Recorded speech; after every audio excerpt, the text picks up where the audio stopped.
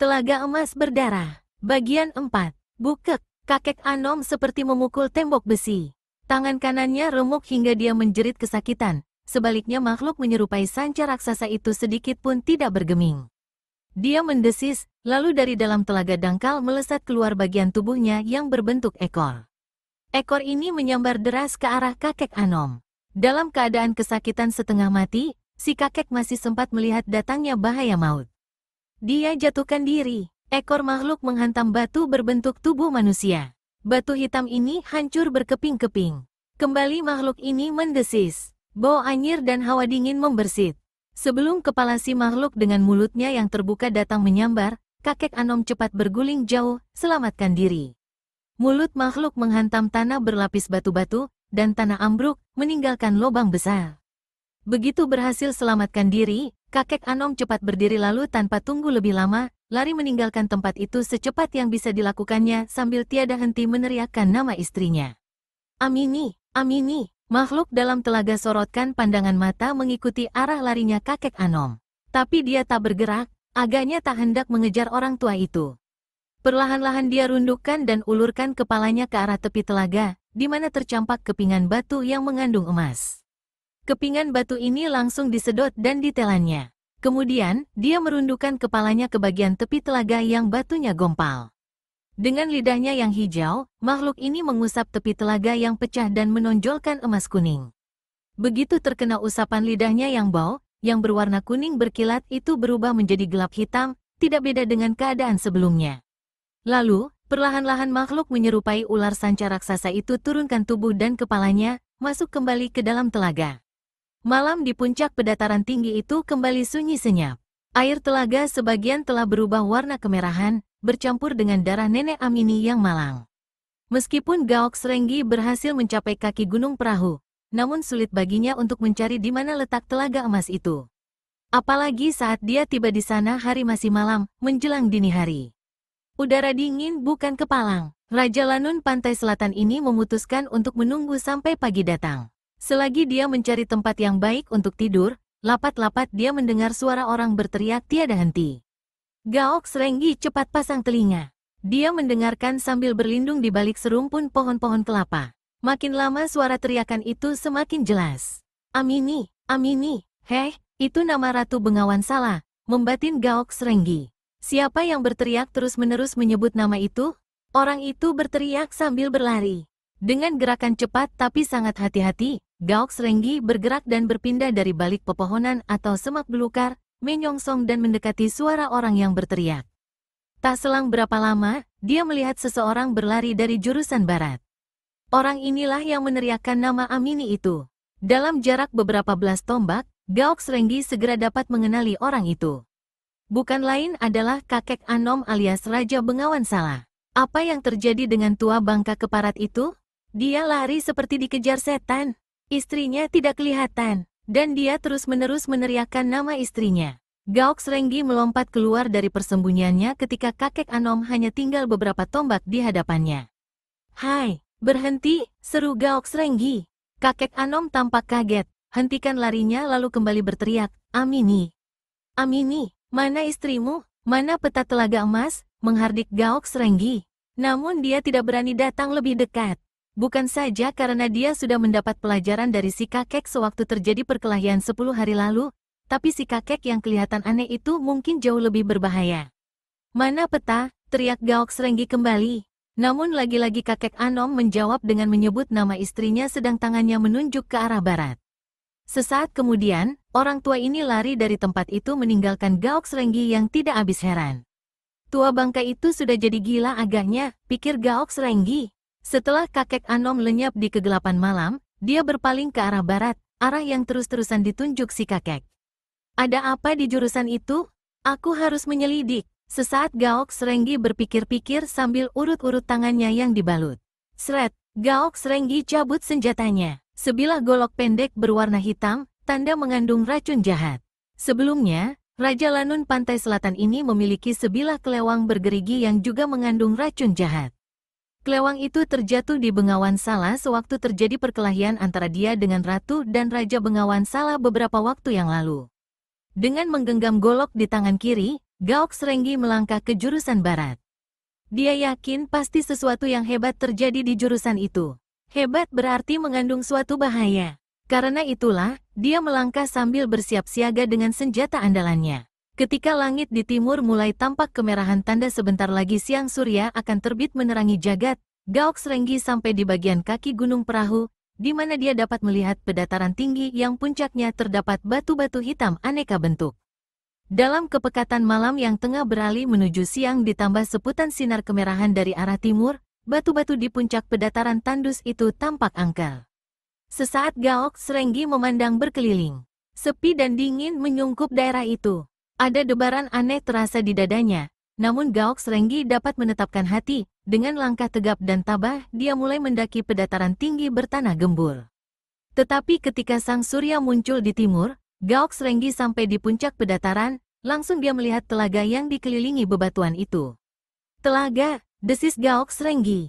Dia melangkah lebih dekat. Inikah telaga emas itu? Dia memandang berkeliling. Mendadak mukanya jadi pucat, darahnya tersirap.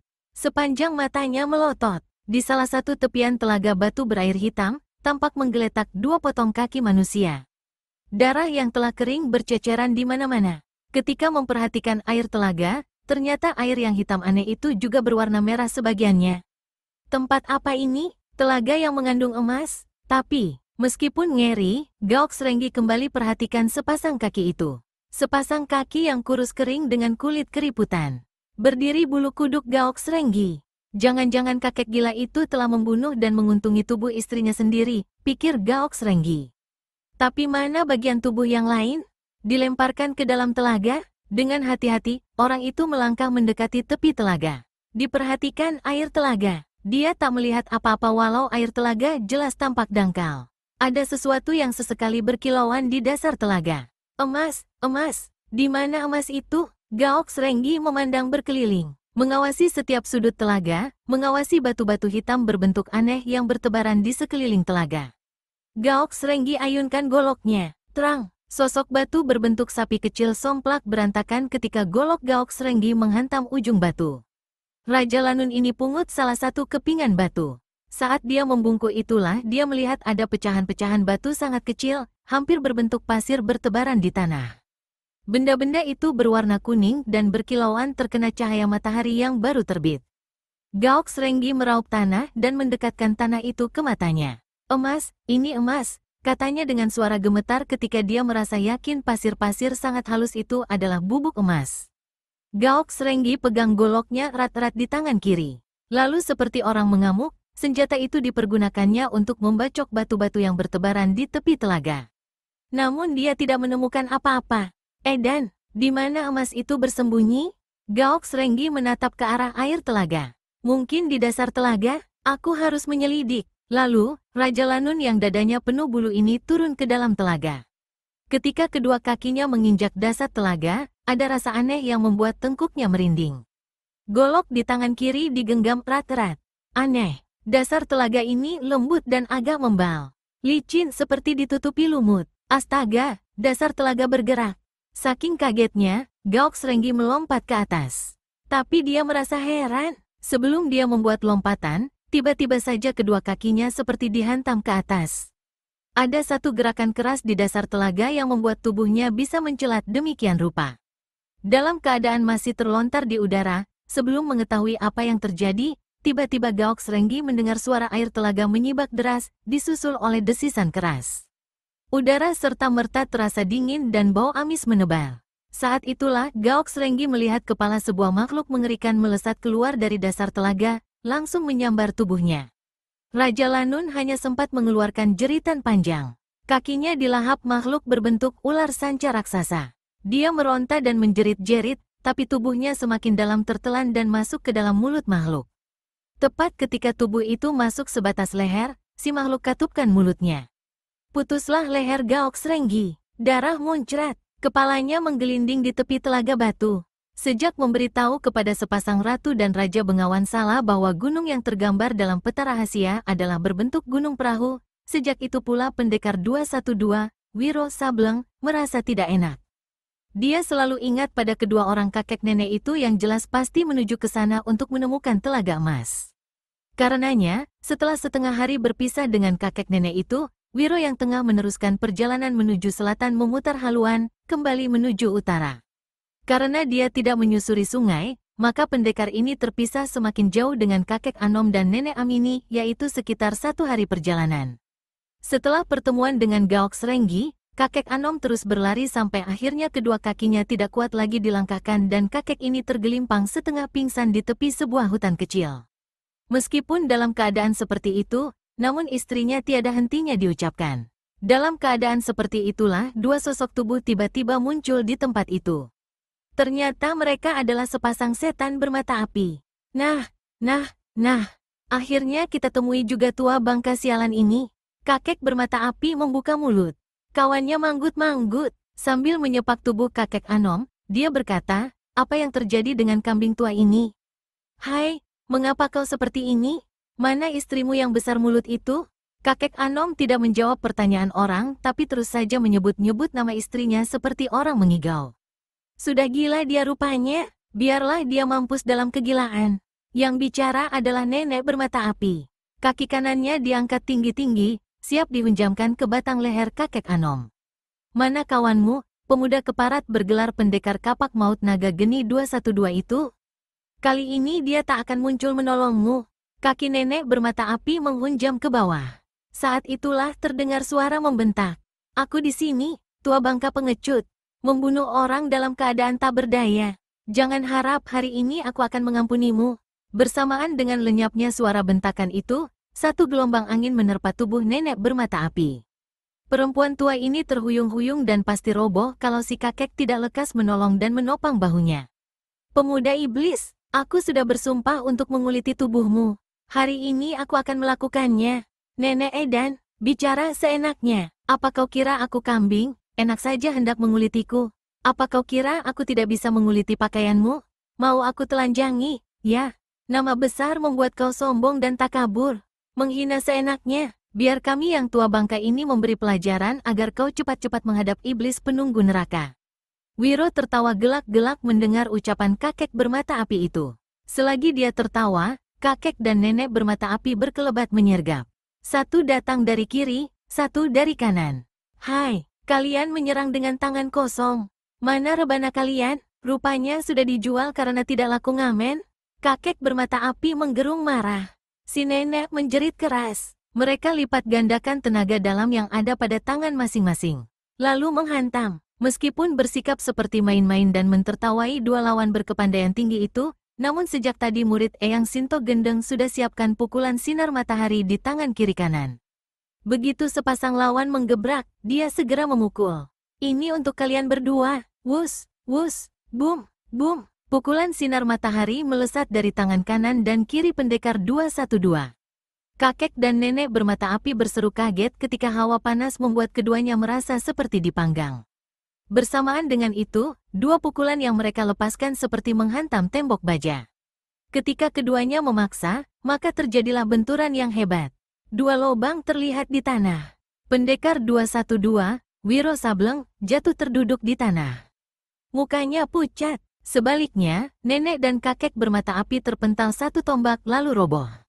Mereka berusaha bangun tapi ketika tegak, jelas mereka tampak terhuyung kesakitan. Setelah mengatur jalan darahnya yang terguncang hebat akibat bentrokan tadi, meskipun dadanya masih mendenyut sakit, Wiro berdiri dan dekati sosok tubuh kakek Anom. Ternyata orang tua ini sudah tak bernafas lagi. Kakek ini mati sangat mengenaskan, bukan saja karena akibat kematian istrinya, tetapi juga akibat terkena hantaman angin pukulan. Sebagian tubuhnya tampak hangus kehitaman. Manusia-manusia keparat, kubunuh kalian, teriak Wiro. Namun ketika dia berpaling, sepasang setan bermata merah sudah tak ada lagi di tempat itu. Wiro memaki panjang pendek. Dia membungkuk dan memeriksa pakaian kakek Anom.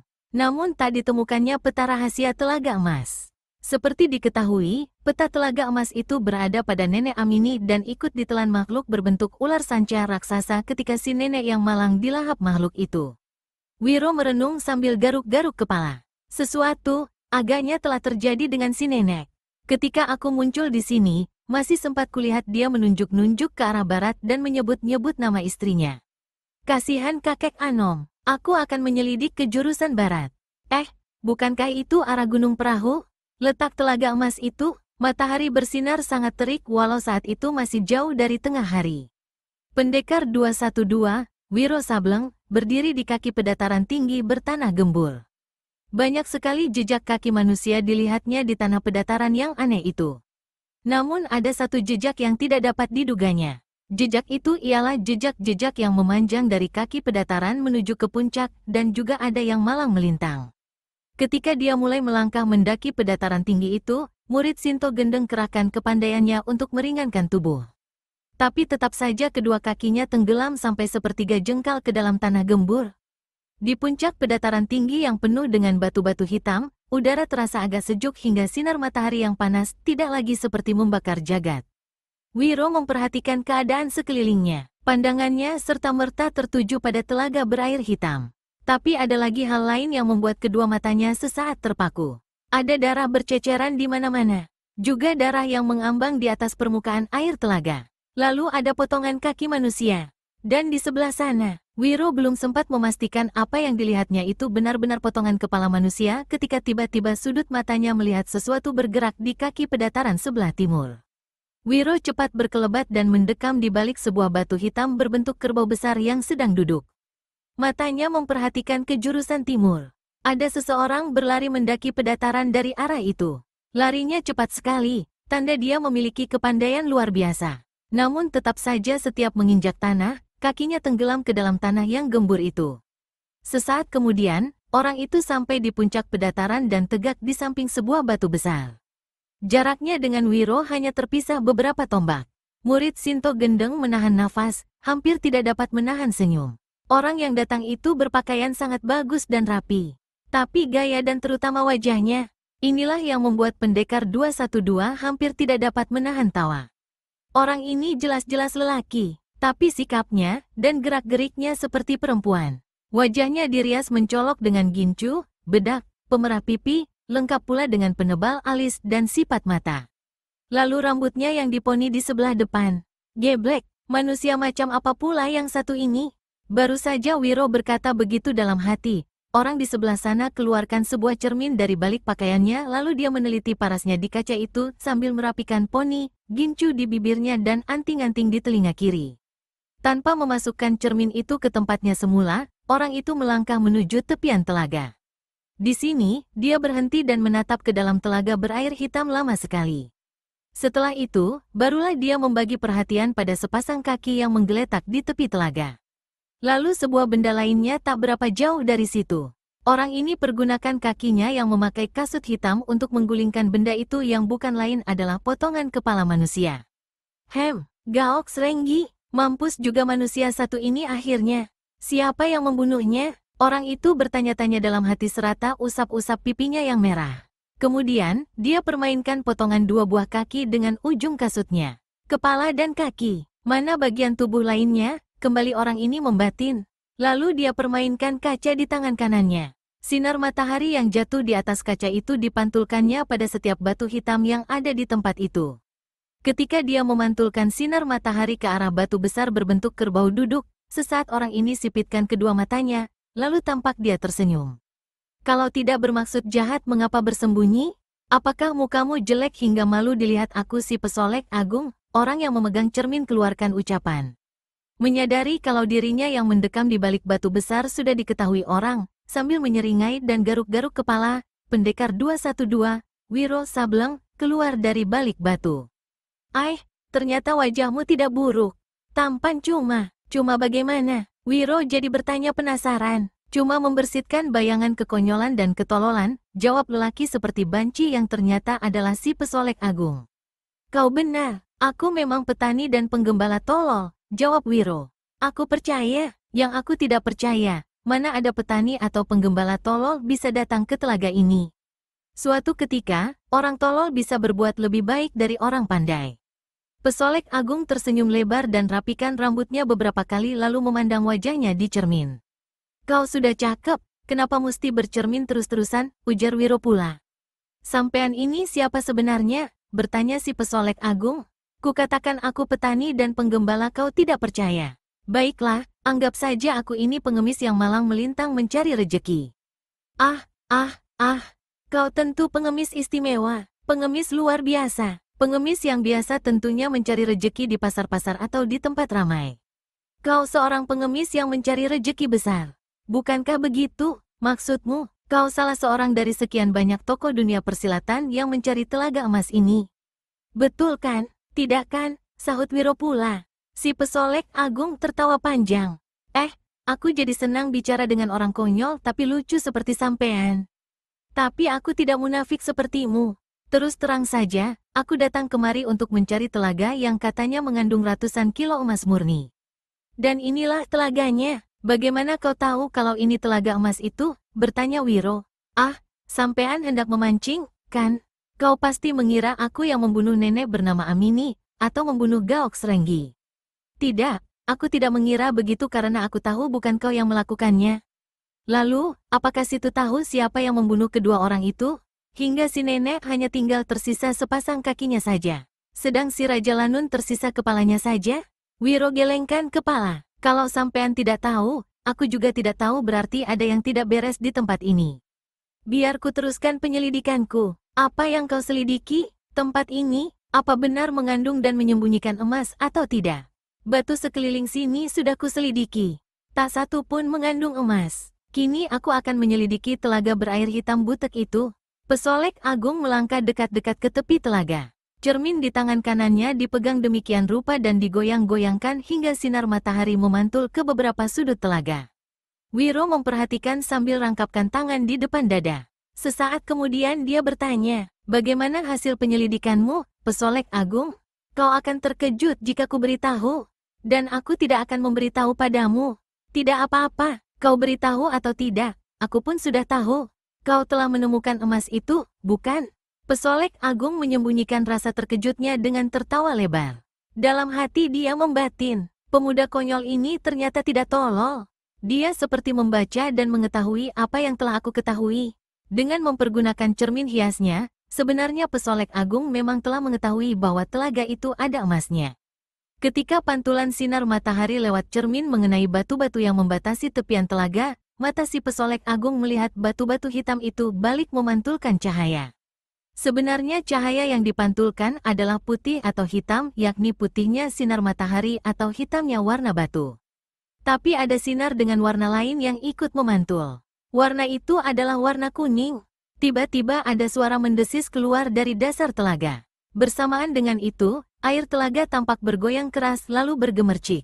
Kemudian jelas tampak ada yang bergerak. Awas! Pesolek agung berteriak. Dia melompat ke balik sebuah batu besar. Wiro masih berdiri di tepi telaga, memandang terheran-heran ketika dari dalam air mencuat keluar sebuah kepala ular raksasa dengan mulut ternganga. Sepasang mata makhluk ini dan juga lidahnya yang terjulur dan bercabang berwarna hijau. Makhluk ini mendesis lagi. Bau amis dan hawa sangat dingin menebal. Pendekar 212 merasakan kengerian luar biasa. Sepasang kakinya seperti tidak mampu bergerak. Bahkan ketika makhluk itu meluncurkan kepalanya ke arahnya, murid Sinto Gendeng ini masih saja terkesiap dalam rasa kaget dan tidak percaya. Manusia tolol, apa kau ingin dilahap makhluk raksasa itu? Teriak pesolek agung. Tangan kirinya yang memegang cermin digerakkan dengan cepat. Sinar matahari memantul ke arah kedua mata makhluk berbentuk ular raksasa. Makhluk ini menggeliat dan tarik kepalanya yang tadinya siap untuk melahap tubuh Wiro. Lekas lari, teriak pesolek agung. Sekali ini Wiro seperti disentakkan. Dia melompat menjauhi telaga. Saat itu, makhluk luar biasa di dalam telaga tampak menarik kepalanya ke belakang, seperti memasang ancang-ancang. Yang hendak diserangnya kini adalah pesolek agung. Orang ini cepat menghantam dengan cerminnya. Untuk kedua kalinya, makhluk berupa ular sanca raksasa itu menggeliat dan mundur. Tapi tiba-tiba sekali tidak terduga, ekornya melesat keluar dari dalam air. Wut! Ekor itu menyambar ke arah pesolek agung. Yang diserang putar cerminnya. Pantulan sinar matahari yang mengandung tenaga dalam tinggi menghantam ekor makhluk raksasa. Tapi makhluk ini tidak mengalami cedera. Ekornya masih terus menderu ke arah pesolek agung. Ini satu pertanda bahwa hanya bagian mata makhluk itu saja yang merupakan kelemahan dan tak dapat melawan kerasnya hantaman pantulan sinar matahari yang bukan saja menyilaukan tetapi mempunyai tenaga membakar. Pendekar 212 yang segera dapat membaca kelemahan makhluk raksasa itu segera menghantam dengan pukulan sinar matahari, ditujukan tepat ke arah sepasang mata hijau makhluk raksasa. Begitu pukulan sinar matahari mengenai kedua matanya, makhluk ini mendesis keras. Tetapi ekornya tetap saja melesat ke arah pesolek agung. Orang ini berteriak keras. Dengan gugup, dia lepaskan pukulan tangan kosong mengandung tenaga dalam sangat tinggi. Tapi tidak ada gunanya. Satu-satunya bagian terlemah dari makhluk berupa ular itu adalah di bagian kedua matanya. Terdengar jeritan pesolek agung ketika sambaran ekor menghancurkan tangan kirinya sampai lengan. Selagi tubuhnya terbungkuk-bungkuk kesakitan, ekor maut itu kembali berbalik menghantam tubuhnya. Pesolek agung terpental, cerminnya jatuh, tubuhnya tergelimpang di atas sebuah batu berbentuk meja. Sebagian dari tubuh itu hancur luluh.